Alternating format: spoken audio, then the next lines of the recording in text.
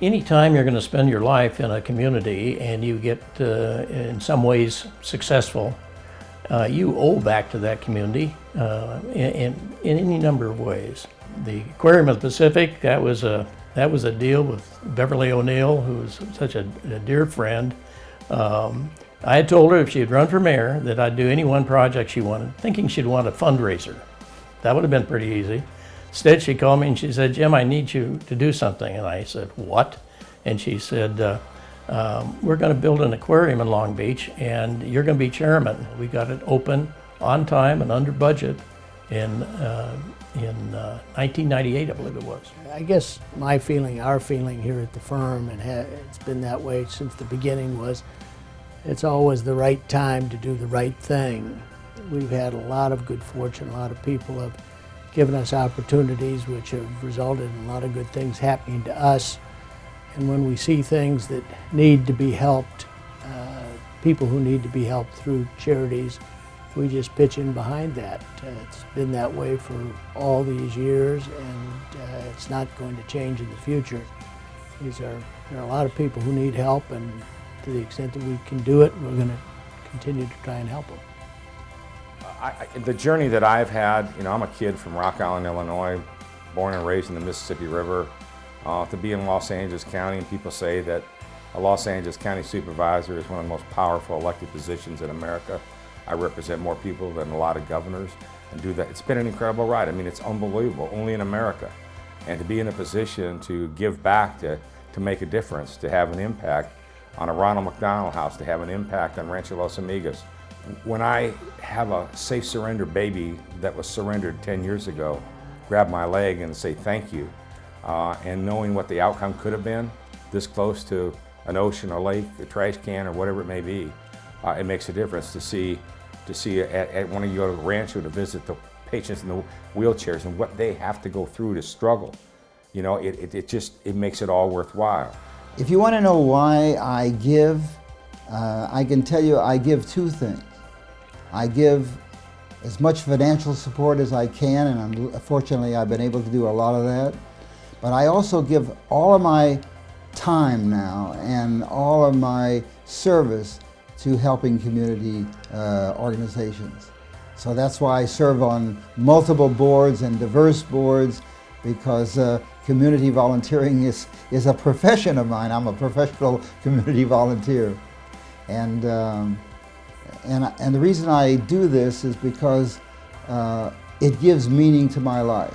My father used to say to me that we are fortunate to be on this world, to have a life, and you have to pay rent. And so this is the way I pay my rent.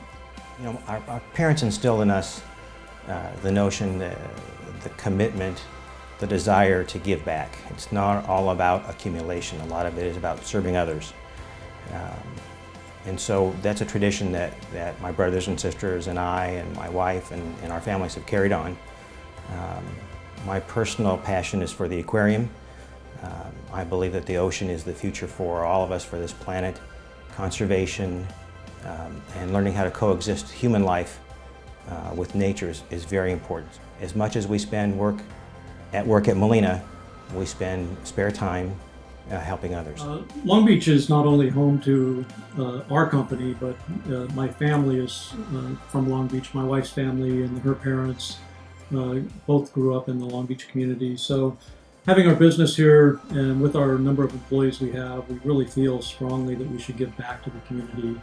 We're involved locally in a number of charities, both serving with giving time, but also money to those charities. We're also big supporters of Cal State Long Beach College of Engineering. We're both graduates of the College of Engineering, mechanical and electrical.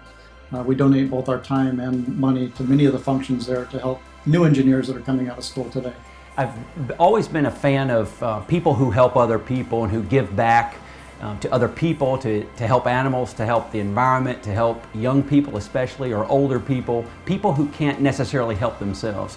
So when I moved here to Long Beach, I'm a runner, I run every day, and when I was running on the beach and I was jumping over piles of trash, and I got tired of doing that, and I realized the city wasn't being as they weren't able to pick up the trash as effectively as I thought they could. So I said, I'm going to get some friends and we're going to do a beach cleanup. And I did one Saturday. I said, you come, and there were 12 of us that showed up. I said, come back next month at the same time and place, and we'll do this again.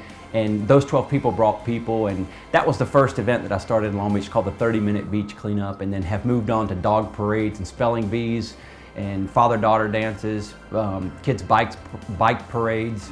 I believe that all of us are given some skills and talents in life, and to be able to help others and to do good.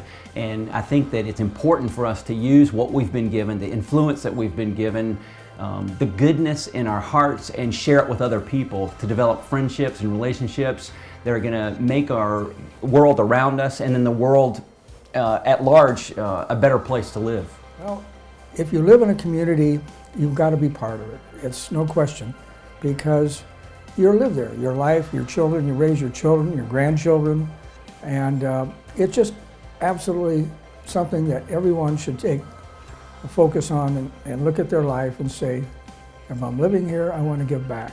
And that's the whole idea of what community is about, enjoying and working with people and help everybody you can along the way. Ken always knew the difference between right and wrong, and was always one to stand up for what was right in all his business dealings and all his charitable dealings. There's stories after stories of him working to help a customer who was honest, with integrity, that was working diligently to help themselves. And Ken was always one to back that person. As well as the charities within our city of Long Beach, Ken was always willing to reach out with a helping hand in times of need. Charities such as the YMCA, such as Memorial Hospital, many of the churches, many of the temples, as they had needs. And this is a foundation that was laid by my great-grandfather, C.J. Walker. And that foundation, Ken being the third generation, it was deeply ingrained in him on what right and wrong was, and what fair and honest is.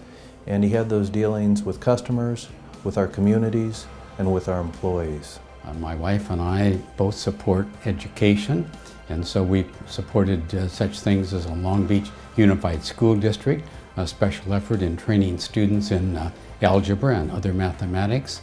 And of course, I'm a very, very strong supporter of California State University Long Beach, and they in turn have named the pyramid the Mike and Arlene Walter Pyramid. So we welcome everyone that comes there, and we're proud to see them there, and it's a great icon for the university and for the city. Well, I think we all have a responsibility to give back if we can do that, and I feel personally that by helping others who are less fortunate than we are, that we're carrying out God's work. And I mentioned before that my wife and I both support education causes, and we both support helping people who need help. If I look at what I think a good man is, first of all, it's a good husband, a good father. It's integrity, it's respect, it's treating all people the same way. I've always taught my kids, you meet the same people going up you do coming down. Choices and consequences. Make good choices, good things happen. Bad choices, bad things happen. But I think as a parent, as a grandfather, that's a leadership position in its own very unique way, but a very powerful position. He has to have certain important qualities. Maybe primary for me would be that he was loyal to his family, loyal to his community, loyal to his country. I think that's a mark of a good man. I think a good man is someone who is selfless enough to give his commitment, his time, and resources to those who need it. Norwalk and Del Amo was the corner that this property was based on, a 4-acre parcel. When his family was finished growing up on this property, he was visited by a pastor. The pastor was looking for a loan to increase the size of his church. My father intrigued him for $1 that he could buy Norwalk and Del Amo. The gift was finished, and that is a definition of a man that grows for everyone else, contributes to everyone else. a man that enjoys sharing his wealth and sharing his opportunities. When I moved to California, I knew one person, literally one person. And now today I feel like I have just so many friends and so many acquaintances, and I'm trying to use all of the people that I've met and the relationships that I've been able to develop to continue to do good in our city. And I love the fact that there are people from all the way up past Bixby Knolls, past the 710 freeway. They're everywhere in Long Beach, people that are doing good to try to help other people, and I like that. I love that. I'm glad to be a part of it. The Ronald McDonald House really touches me. It says to the greater community, and no matter what your circumstances are, if you've got a young'un in trouble, physical trouble, you need to be there. And that's what they do. They make it available.